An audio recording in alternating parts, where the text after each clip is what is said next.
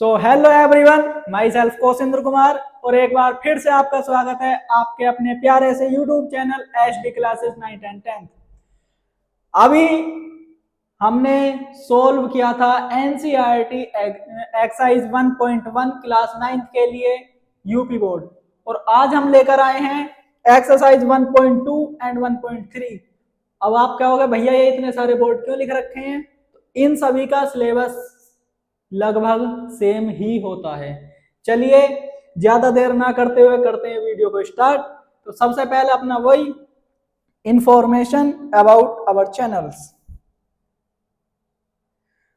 HD classes graduation and higher education, HD classes 11th and 12th and HD classes 9th and 10th। जितने भी class के PDFs हैं, notes हैं, उन्हें लेने के लिए Telegram channel and Telegram group. तो अब हम स्टार्ट करते हैं अपना आज का सेशन। सबसे पहले हम आज पढ़ेंगे अपरिमेय संख्याएं। भाई लास्ट वीडियो हमने अभी पीछे जस्ट जो अभी एक्सरसाइज 1.1 की है उसमें हमने पढ़ा था प्राकृतिक संख्याएं, पूर्ण संख्याएं, पूर्णांक और परिमेय संख्याएं। तो आज हम पढ़ने वाले हैं अपरिमेय संख्याएं। सबसे पहले हमने अभी तक पढ़ा परिमेय संख्याएं। भाई अभी तक हमने जो पढ़ा उनमें सबसे बड़ी संख्या हमने परिमेय पढ़ा, ये मत मानना सबसे बड़ी यही होती है। अब तक जो पढ़ा है परिमेय संख्याएं। अब इन परिमेय संख्या इनका तो बिल्कुल अलग एक ग्रुप है, ऐसा मान लो।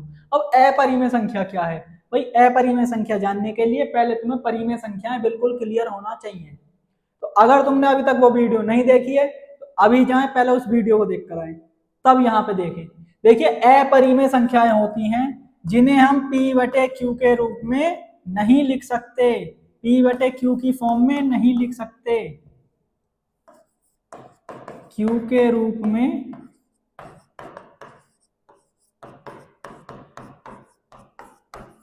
नहीं लिख सकते। भाई परिमेय संख्याओं को हमने डिनोट किया था कैपिटल Q से, और इसे हम डिनोट करते हैं कैपिटल P से। ठीक है भाई, मतलब परिमेय संख्याएं थी जिन्हें हम p/q के रूप में लिख पा रहे थे, और ऐसी संख्या जिसे हम p/q के रूप में नहीं लिख सकते वो क्या है? अपनी अपरिमेय संख्याएं। भैया इसका एग्जांपल दे दो, ले लो भैया। √2,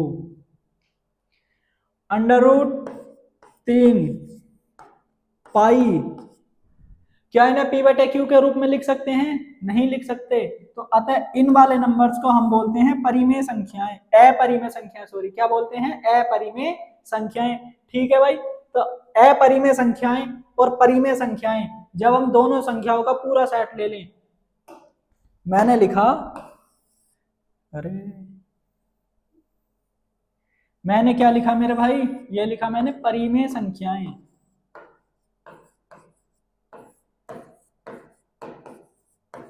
परिमेय संख्याएं, और एक मैंने इधर लिखा अपरिमेय संख्याएं।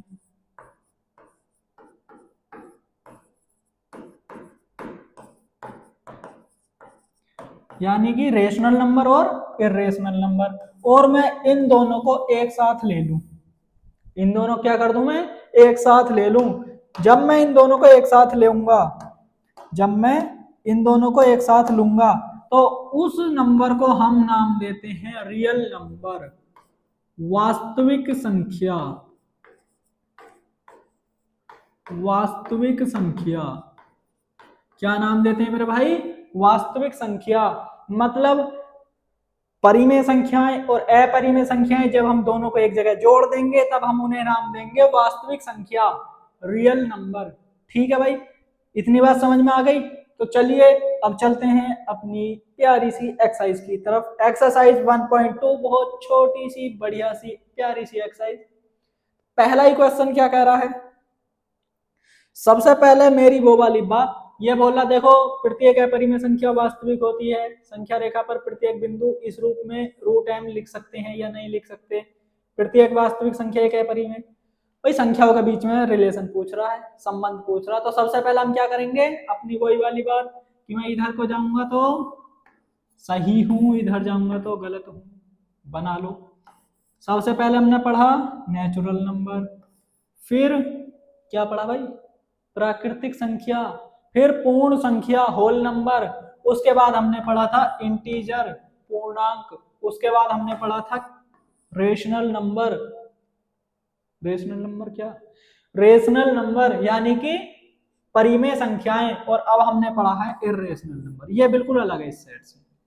अब ये बोल रहा है प्रत्येक अपरिमेय संख्या वास्तविक संख्या होती है। अब इन सारे के सारों को मिला के अपना बनता है रियल नंबर, जिसे हम कैपिटल आर से डिनोट करेंगे, रियल नंबर। ये बोल रहा है प्रत्येक अपरिमेय संख्या वास्तविक संख्या है, मतलब ये इधर से इधर को चल रहा है, इधर से इधर चल रहा है, प्रत्येक अपरिमेय संख्या वास्तविक संख्या है। और ये कारण भी पूछ रहा उत्तर का, तो हम पहले के लिए क्या लिखेंगे मेरे भाई, पहले के लिए लिखेंगे हम सत्य, क्योंकि फिर यही प्रत्येक अपरिमेय संख्या एक वास्तविक संख्या होती है, प्रत्येक अपरिमेय संख्या एक वास्तविक संख्या होती है। चलिए भाई, अब आते हैं अपन दूसरे क्वेश्चन पर। यह क्या बोल रहा है, यह कह रहा है भाई संख्या रेखा पर प्रत्येक बिंदु इस रूप में है कि अंडर रूट एम में लिख सकते हैं हम उसे, अंडर रूट एम में लिख सकते हैं उसे। क्या हम प्रत्येक संख्या को अंडर रूट एम में लिख सकते हैं? चलिए देखिए, मैंने लिखा अंडर रूट 4, कितना आया 2, अंडर रूट 3 ये भी निकलेगा। मैंने लिखा अंडर रूट 9, कितना आया 3, अंडर रूट 16 कितना आया 4। अब भाई मैंने लिख दिया अंडर रूट माइनस का 4। क्या इसे तुम जानते हो? क्या इसे तुम जानते हो? नहीं जानते। मतलब हम अंडर रूट के अंदर निगेटिव वाली संख्याओं को संख्या रेखा पर नहीं लिख सकते मेरे भाई। ये वाली बात चली जाती है काल्पनिक संख्याओं में, इमेजिनरी नंबर्स में, जिसे तुम पढ़ोगे 11th क्लास में। तो इसलिए हम इस वाले कथन को क्या लिखेंगे यहाँ पर, असत्य। और जब हम असत्य लिखेंगे तो हमें अपना कारण भी देना होगा कि हम असत्य क्यों लिख रहे हैं। उसके लिए कारण क्या बताएंगे, अंडर रूट के अंदर माइनस एम संख्या रेखा पर निरूपित नहीं की जा सकती, संख्या रेखा पर निरूपित नहीं की जा सकती।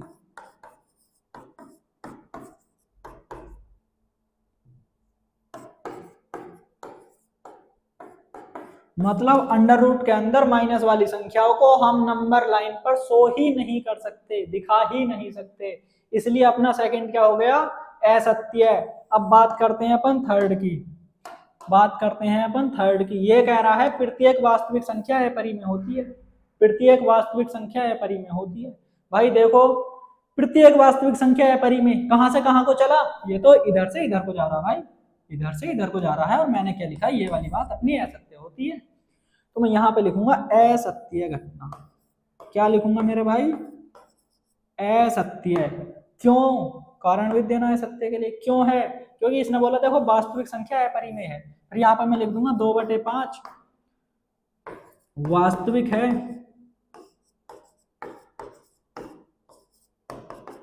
परंतु क्या नहीं है भाई, क्या नहीं है, 2/5 अपरिमेय नहीं है। तो 2/5 कैसी संख्या है, एक परिमेय संख्या है। 2/5 कैसी संख्या है, परिमेय संख्या है, परंतु अपरिमेय नहीं है।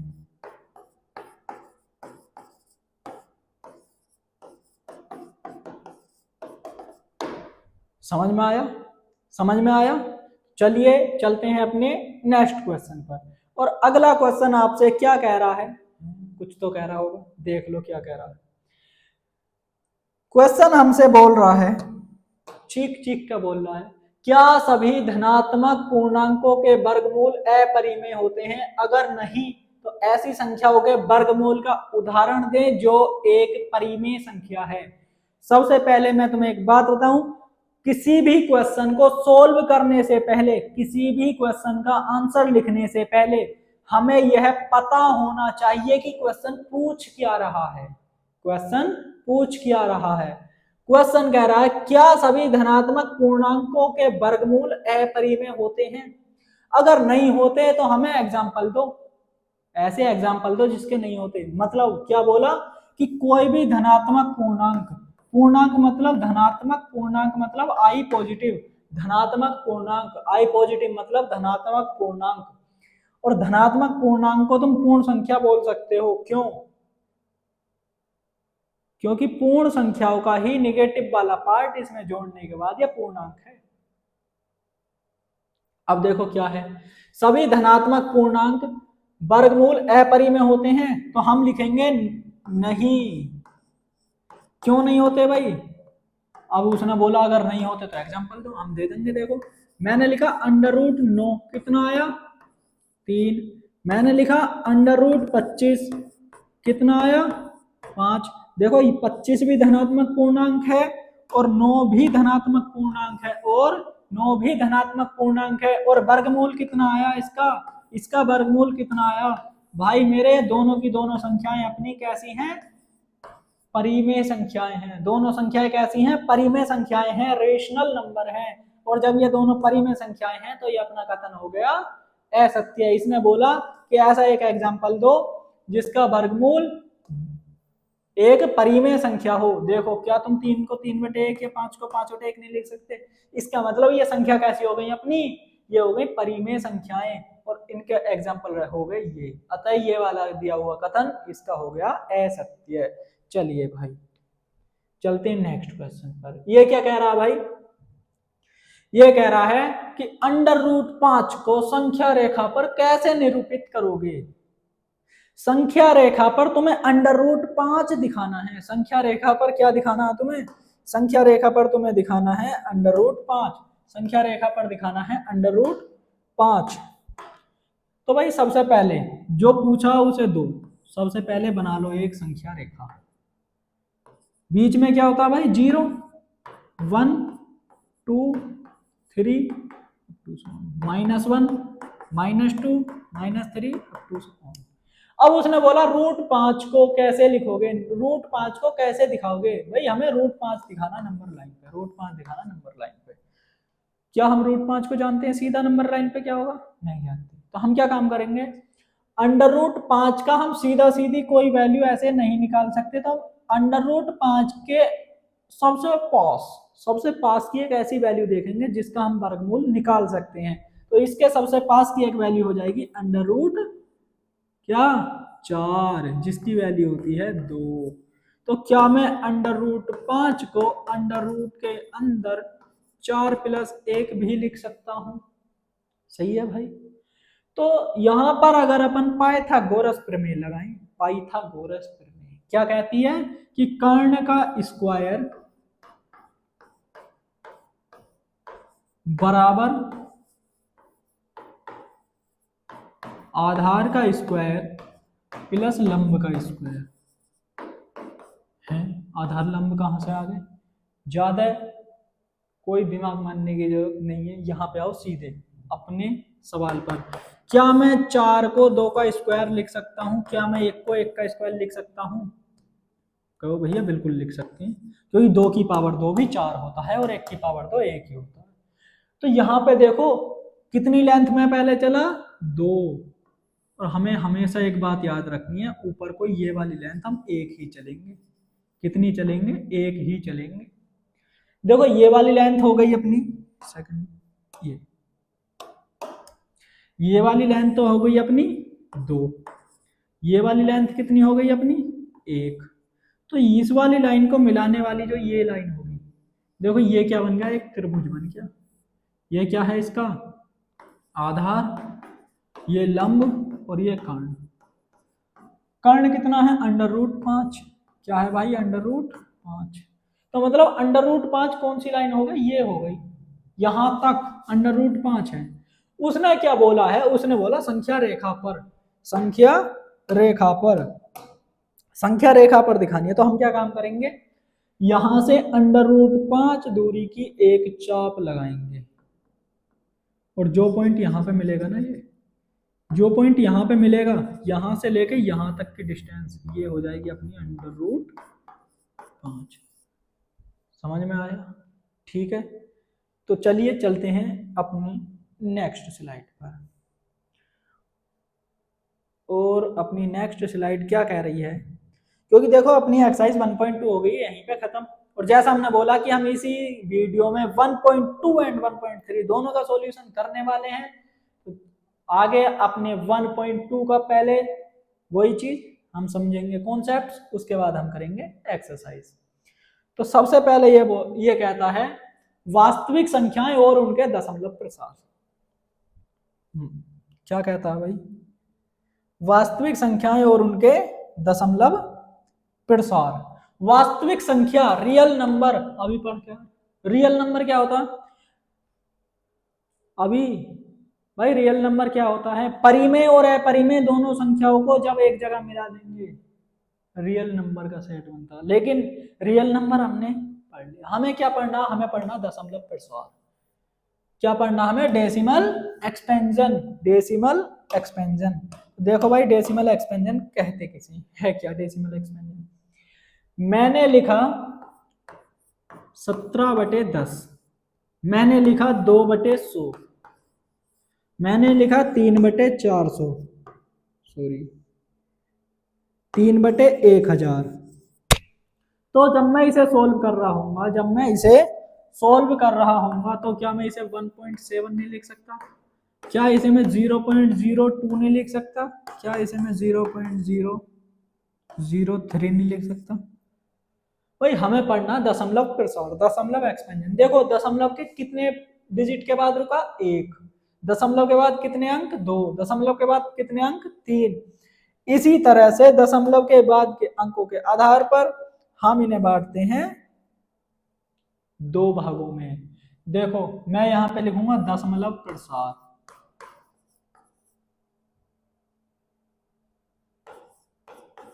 दशमलव प्रसार, और ये हमने बांटा 2 भागों में। ठीक है भाई, कितने भागों में, 2 भागों में। अब 2 भागों में बांटा हो, 2 भाग हैं कौन कौन से, एक को हम बोलते हैं शांत दशमलव और एक को अपन बोलते हैं अशांत दशमलव। हाँ किताब में तुम्हें अशांत नहीं मिलेगा लिखा हुआ, एक आध जगह मिलेगा, किताब में तुम्हें मिलेगा लिखा हुआ अनवसानी। अजीब सा लग रहा ना, अनवसानी कुछ अजीब सा लग रहा, तो उसे नहीं, तुम शांत और अशांत देखो। एक को हम क्या बोलेंगे मेरे भाई, शांत दशमलव, जिसे अपन बोलते हैं टर्मिनेटिंग डेसिमल,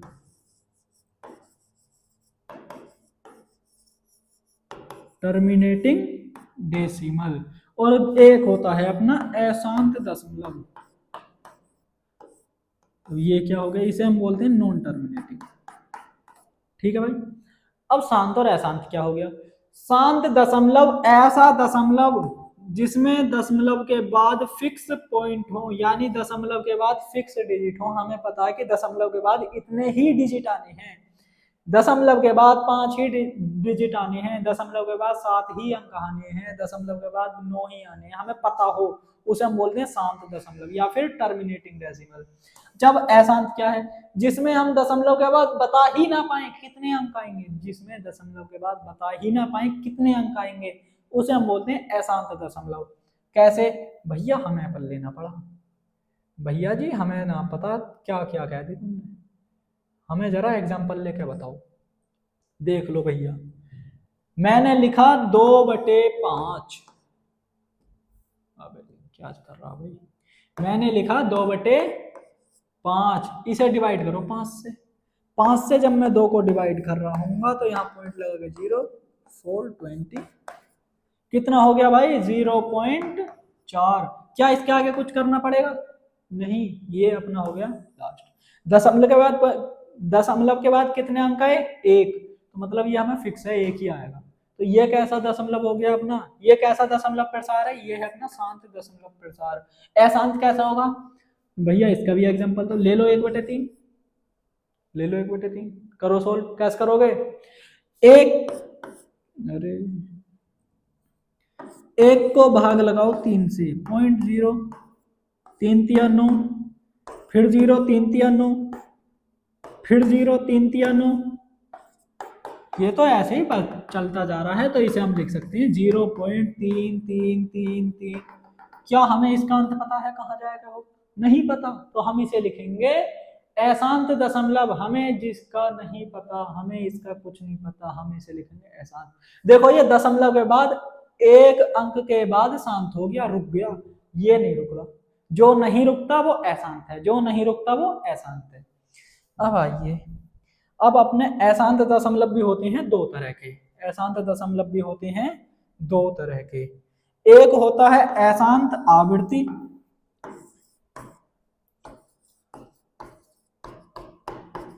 अशांत आवृत्ति, और एक होता है अशांत अनावृत्ति। आवृत्ति का मतलब बार बार आना, अशांत आवृत्ति जैसा हमने ये लिखा, देखो तीन तीन तीन तीन तीन तीन बार बार चले जा रहा, तीन बार बार चले जा रहा, तो मैं इसे लिख सकता हूं 1/3 बराबर 0.3 के ऊपर लगाऊंगा मैं बार, 3 के ऊपर क्या लगाऊंगा बार। जितनी संख्या के ऊपर बार होगा वही रिपीट करेगी आगे को, इसे हम बोलेंगे non terminating repeating, non terminating non repeating. ठीक है, जितनी के ऊपर बार लगा होगा वही रिपीट करेगी। अच्छा इसका एक एग्जांपल मैंने लिखा 0.1, फिर 0.1 0.01 0.001 मतलब, और फिर अप टू सोने ऐसे बढ़ता जा रहा। क्या देखा तुमने कि एक आया फिर 0 आया फिर 2 0, मतलब बीच में संख्या बदल रही है, हम इसके ऊपर कहीं बार नहीं लगा सकते, इसे हम बोलेंगे अशांत अनावृत्ति। अशांत तो है बढ़ता जा रहा लेकिन आवृत्ति नहीं हो रही, अनावृत्ति। चलिए ये आपको समझ में आया होगा, चलते हैं आगे। ये क्या हो गया, देखो भाई अपनी एक्सरसाइज 1.3 का क्वेश्चन नंबर 1 क्या कहता है, ये अगर निम्नलिखित को दशमलव में लिखें और बताएं प्रत्येक का दशमलव प्रसार किस तरह का है। दशमलव प्रसार में हम क्या बताएंगे, या तो शांत होगा या अशांत होगा, और अशांत में भी हम सिर्फ अशांत नहीं बताएंगे, अशांत में हमें आवृत्ति और अनावृत्ति दोनों बताना पड़ेगा। तो चलिए, जब हम 36 को 100 से भाग देंगे, जब हम 36 को 100 से भाग देंगे,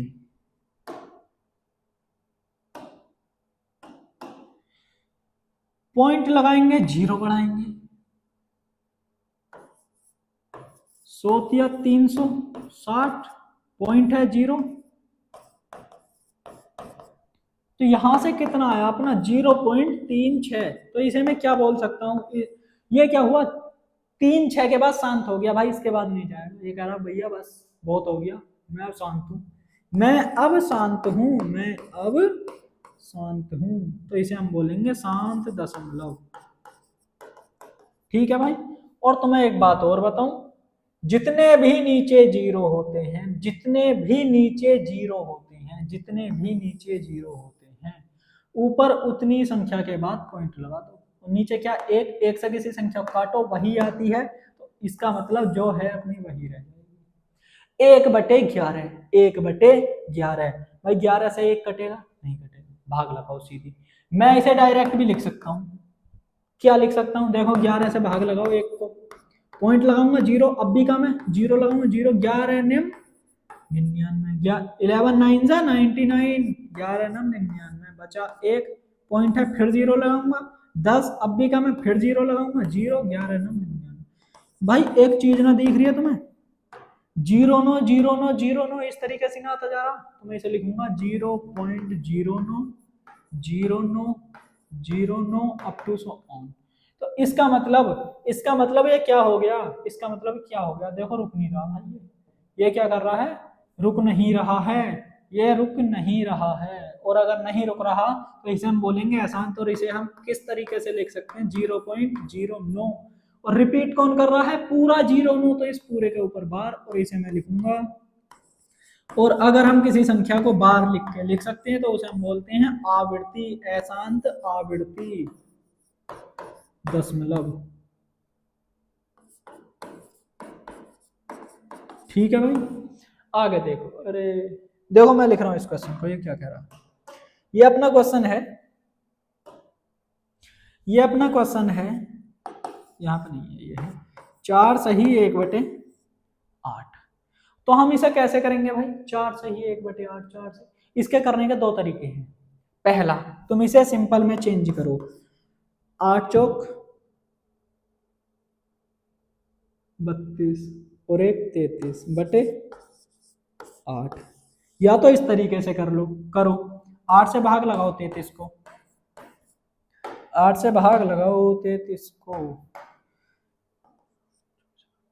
8 चौक 32, बचा एक पॉइंट लगाएंगे 0, 8 एकम 8, बचेंगे 2 पॉइंट है 0, 8 दूनी 16, बचेगा 4, 8 पंजे 40। अरे भैया ये तो मजा ही हो गया, यहाँ पे तो ये तो रुक गया, ये तो रुक गया। 4.125 के बाद ये तो शांत हो गया, 4.125 के बाद ये तो शांत हो गया।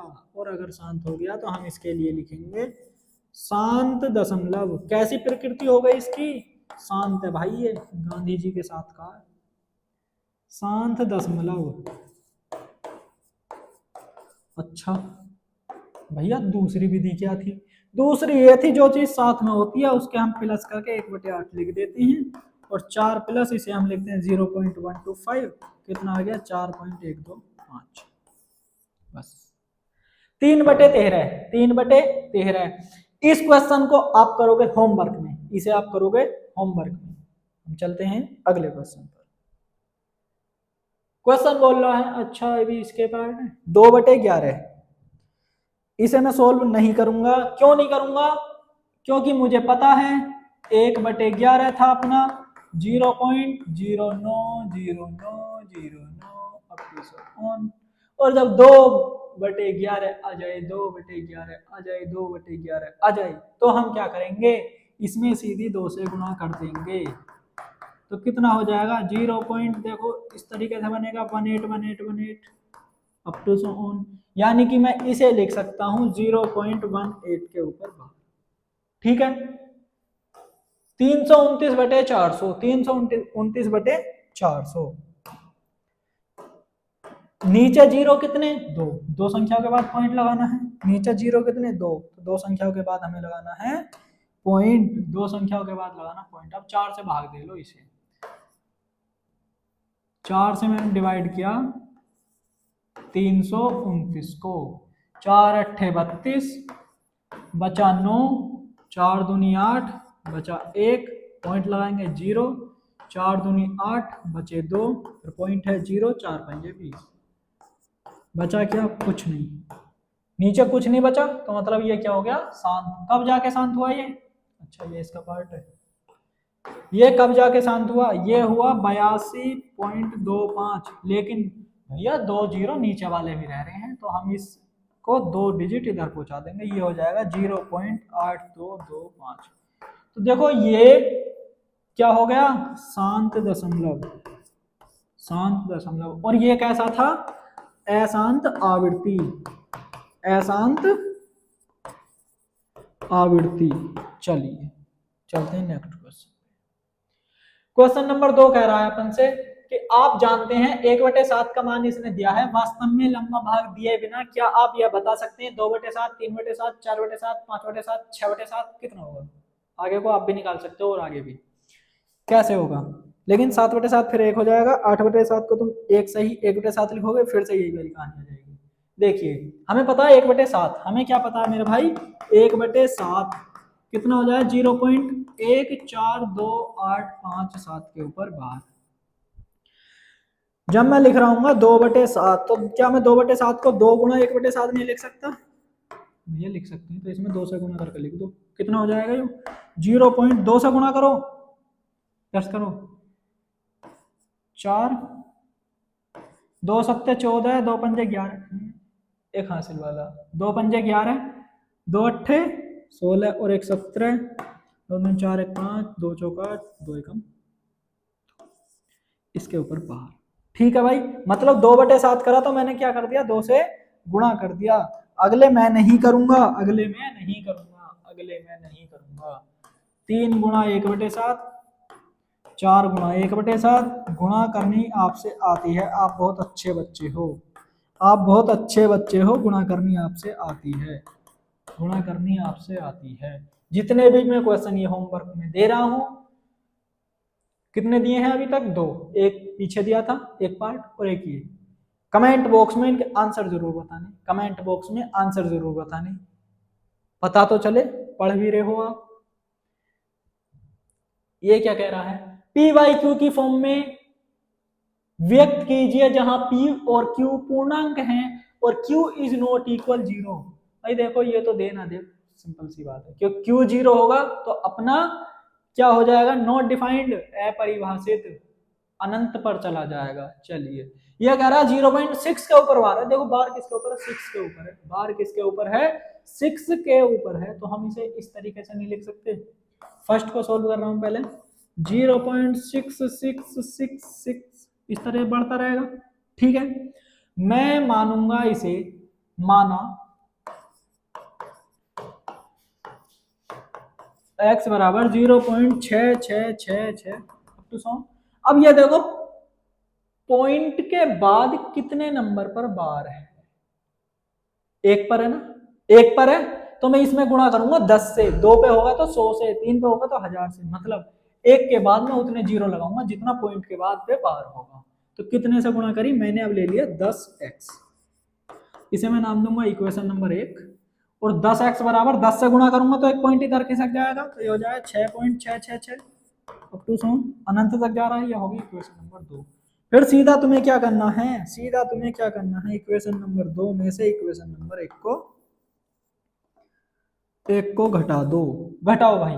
देखो 10 में से एक एक्स गया तो 9x बचा, और बराबर 6 है, ये 0 है, पॉइंट के बाद की जो संख्या है वो बिल्कुल सेम है, क्योंकि अनंत तक जा रहा है तो वो 0 ही हो जाएगा। कितना बचेगा भाई, 6, x बराबर 6/9, 6/9 को हम डिवाइड कर सकते हैं 3 से, x बराबर अपना हो जाएगा 2/3, x बराबर 2/3 का मतलब है x क्या माना था अपन ने 0.6 के ऊपर बार, ये हो गया 2.3, 2/3, ये हो गया अपना फर्स्ट का आंसर, ये हो गया फर्स्ट का आंसर।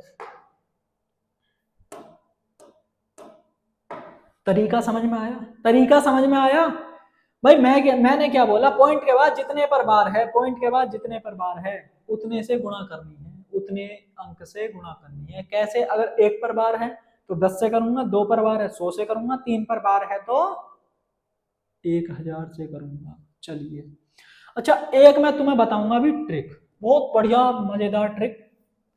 अगर किसी संख्या पर बार है, जैसे ये 6 पर बार था 0.6 पर, ठीक है, और इसे मुझे पी बाई क्यू में चेंज करना, जो मैं ट्रिक बता रहा हूं ना, इससे पेपर मत कराना वरना आपके साथ नंबर और काट लेंगे।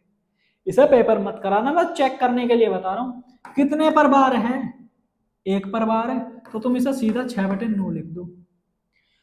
मान लो 66 पे बार है, कितने पर बार है, 2 अंकों पे, तो ऊपर लिखो 66 और नीचे लिख दो 99, मतलब जितने पर बार हो ना नीचे उतनी बार 9 लिख दो। देखो काटो, 2/3, इसे काटो, ये भी वैसे 2/3 ही आएगा, इसका फॉर्म है, ठीक है। नीचे उतने ही 9 लगा दो, नीचे उतने ही 9 लगा दो। चलिए अगला क्वेश्चन अपन से कह रहा है, इसका अगला पार्ट जो कह रहा है 0.47 पे बार, मतलब 7 पे है बार, 4 पे नहीं है, 7 पे है 4 पे नहीं है। इसे मैं क्या लिखूंगा, 0.4777, ठीक है, लिख सकते हैं। अब यहां पे देखो पॉइंट के बाद कितने अंक हैं, 2। अब ये क्या हो गए कि भैया बार तो एक पे ही है, लेकिन बार वाला अंक जा कहां तक रहा है, 2 तक। गुणा किससे करोगे, 100 से।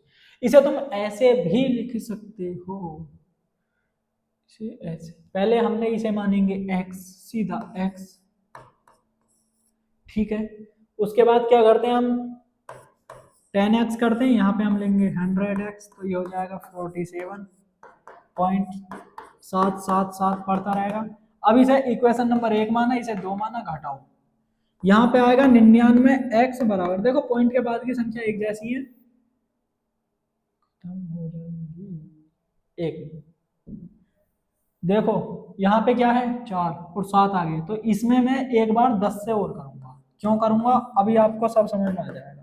यहाँ पे लिखूंगा 4.7777 अप टू 7, ये होगी 3। अब ऐसा मैंने क्यों करा, देखो पॉइंट के बाद मुझे एक जैसी संख्या बनानी होती है, पॉइंट के बाद मुझे एक जैसी संख्या बनानी होती है, जिससे क्या हो जाए वो घट जाए, जिससे क्या हो जाए वो घटाने पर खत्म हो जाए। अब हम घटा सकते हैं 100 में से इसे, तो यहाँ पे आएगा अपना 90x। मैं क्या कर रहा हूँ, इक्वेशन 2 में से 3 को हटा रहा हूँ। यहाँ पे देखो पॉइंट के बाद की संख्या खत्म हो जाएगी। 47 में से 4 जाएगा, 47 में से 4 जाएगा तो क्या बचेगा, 47 में से 4 गया, बचा 43। तो अपना x बराबर क्या हो गया, 43/90। 43/90। क्या ये कटेगा, नहीं कटेगा, इसका आंसर यही हो जाएगा। चलिए आगे, आगे कह रहा है 0.001 पर पूरे पर बार है, 001 पर पूरे पर बार है, तो इसका आंसर मैं बता रहा हूं, आप करोगे इसे खुद से सोल्व। 0.001 पर बार, वो कितनी संख्या पर बार है, 3 पर, और मैं लिखूंगा 1 अपॉन नीचे उतने ही लिख दूंगा 9, और यही इसका आंसर है। चलिए हो गया भाई।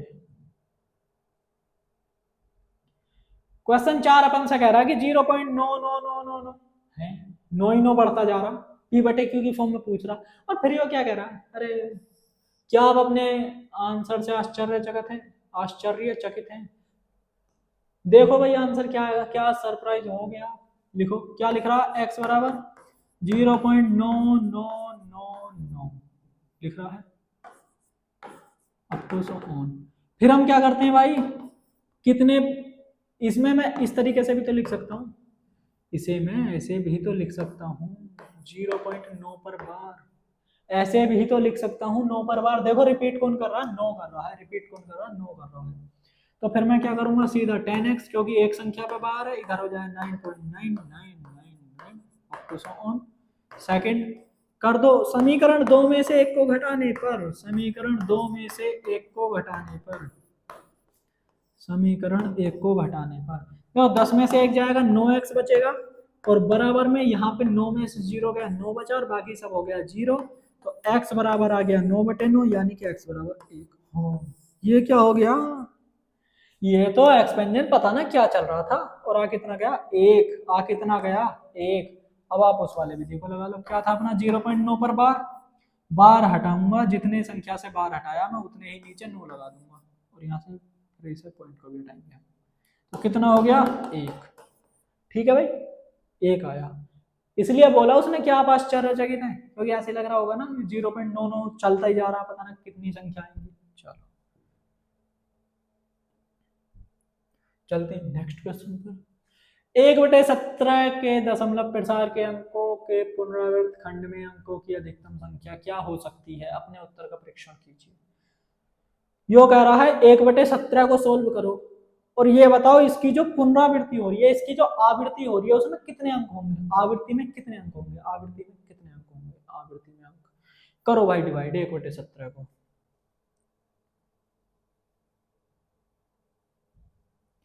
1/17, 1/17 को हम लिखेंगे, 17 से मैं डिवाइड कर रहा हूँ 1 को, पॉइंट लगाऊंगा, 0 बढ़ाऊंगा, 10 भी कम है, 0 बढ़ाऊंगा, 0। कैसे कैसे डिवाइड होगा भाई, ये कैसे कैसे डिवाइड होगा,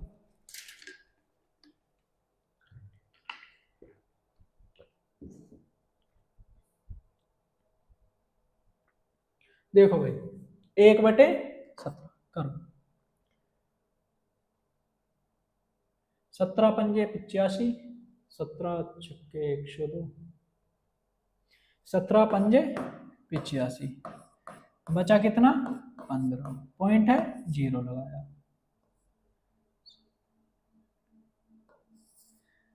17 अट्ठे कितने होते हैं भाई, 8 7 56, 136, कितना बचेगा, 10 में से 6 गए 4, 4 में से गए 1, पॉइंट है 0 लगाएंगे, फिर से 8 ही आएगा, फिर से यहाँ पे 136 आएगा, फिर से यहाँ पे कितना बचेगा 6, 6 नहीं 4 सॉरी, कितना बचेगा 4,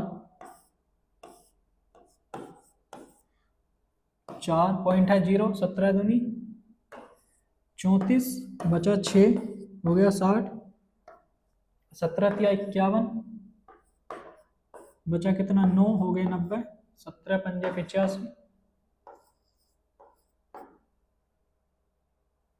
17 पंजे 85, बचे कितने 5, बचे कितने 5, हो गया 50, 17 दूनी 34, 16 160, 17 नामा 153, बचेगा 7, हो जाएंगे 70। 17 चौका 68, बचेंगे 2, हो जाएगा 20, 17 एकम 17, बचेंगे 3, हो जाएगा 30, 17 एकम फिर से 17, 17 एकम 17, यहाँ से कितना बचेगा अपना, यहाँ से बचेगा 13, हो जाएगा 130, कितना हो जाएगा मेरे भाई 130। अब फिर से डिवाइड दो, फिर से डिवाइड दो, 17 सत्ते 119, यहाँ से अपने पास बचेगा 21, हो जाएगा 21, यहाँ से अपने पास बचेगा 11, क्या बचा भाई 11, पॉइंट है फिर जीरो लगाएंगे, पॉइंट है फिर जीरो लगाएंगे, 17 पंजे 85, 17 छक्का 102, बचा कितना 8, हो गया 80, 17 चौका 68, बचा 12, हो गया 120, 120, क्या 120 कहीं आया, अभी नहीं आया, फिर डिवाइड, ये क्या गया 17 छक्का 102, फिर से बचेगा 18, 17 सत्ते 119, बचा कितना 1, भाई लौट के क्या मिला अपन को 1, और डिवाइड किससे लगाया था अपन ने 1 से, डिवाइड किससे लगाया था 1 से, लौट के क्या मिला 1, मतलब यहाँ के बाद ये दोबारा से यही आवृत्ति शुरू कर देगा। तो कितने नंबर आ गए, ये डिजिट गिन लो, यही आपका आंसर है, 1 2 3 4 5 6 7 8 9 10 11 12 13 14 15 16, मतलब 1/17 16 डिजिट के बाद, 16 डिजिट के बाद पुनरावृत्ति करता। चलिए नेक्स्ट क्वेश्चन, पी बटे क्यू के क्या कह रहा है, परिमेय संख्याओं के अनेक उदाहरण दीजिए, क्यों पूर्णांक है, परिमेय संख्या आप जानते हो, परिमेय संख्या आप जानते हो, खुद एग्जांपल लिख सकते हो, 2/5 3/5 5/17 11/7 कुछ भी लिखो, परिमेय है, 1 2 3 4 परिमेय है, ये कह रहा 3 ऐसी संख्याएं जिनके दशमलव प्रसार, अच्छा देखो यहाँ पे जो है ना ये अनवसानीय लिखा हुआ, अनवसानीय जिसे अपन बोलते हैं अशांत, देखो मुझे 3 संख्या लिखनी है जो अनवसानी अनावृत्ति हो, तो मैं वही लिखूंगा 0.01 अनंत तक जा रही है लेकिन आवृत्ति नहीं, 0.17 117 इस तरीके से तुम बना सकते हो, कितनी भी बीच में एक डिजिट बढ़ाते जाओ और ऐसे करते जाओ, 0.0500050005 अप टू सो ऑन, ठीक है, इस तरीके से तुम इसके अनंत एग्जांपल लिख सकते हो, कितने भी लिख सकते हो। चलिए परिमेय संख्या 5/7 9/11 के बीच अलग अलग है, परिमेय संख्याएं खोजिए के बीच तीन तीन अलग अलग, सॉरी 3 अलग अलग, 5/7, अरे 5/7, तो तुम पहले इसे लिखोगे दशमलव की फॉर्म में, क्या लिख रहे हो तुम 7 से भाग दे रहे हो 5 को, 0.0 7 7 49, बचा 1 0 7 एकम 7, बचेगा 3 30 7 चौक 28, बचेगा 2 0 7 दूनी 14, बचेगा 6, इतना ही बहुत है, कितना हो गया यो 5/7 हो गया अपना 0.7142 अप्रसोन, 9/11 9/11 9/11 1/11 क्या था, 1/11 क्या था, 1/11 था 0.090909, तो 9/11 क्या हो जाएगा भाई, 9 से इसमें गुणा कर दूं तो 0.818181 अप्रसोन, ऐसे हो जाएगा। बीच की संख्या क्या लिखूंगा मैं, इन दोनों के बीच की लिखनी है मुझे, 0.71 से बड़ी हो 0.81 से छोटी हो, तो मैं यहाँ पे लिखूंगा 0.74, इससे बड़ी है उससे छोटी है, 02002 अप्रसोन 0002, इस तरीके से लगा दो। एक मैं लिखूंगा 0.75 755 7555 फिर 7 अप टू 7, एक लिखूंगा 0.76 766 766। देखो हमें क्या करना है, एक ऐसा पैटर्न बनाना, एक ऐसा पैटर्न बनाना कि कुछ भी चीज उसमें बढ़ती जा रही है और आगे को क्या हो रहा है, वो आवृत्ति नहीं हो रही, अनंत तक जा रही है, आवृत्ति नहीं हो रही, अनंत तक जा रही है। तो अपना आज का लास्ट क्वेश्चन, अपना आज का लास्ट क्वेश्चन देखिए क्या कह रहा है, क्वेश्चन कह रहा है कि बताइए निम्नलिखित में से परिमेय और अपरिमेय संख्याएं कौन कौन सी हैं। √23 क्या होगा,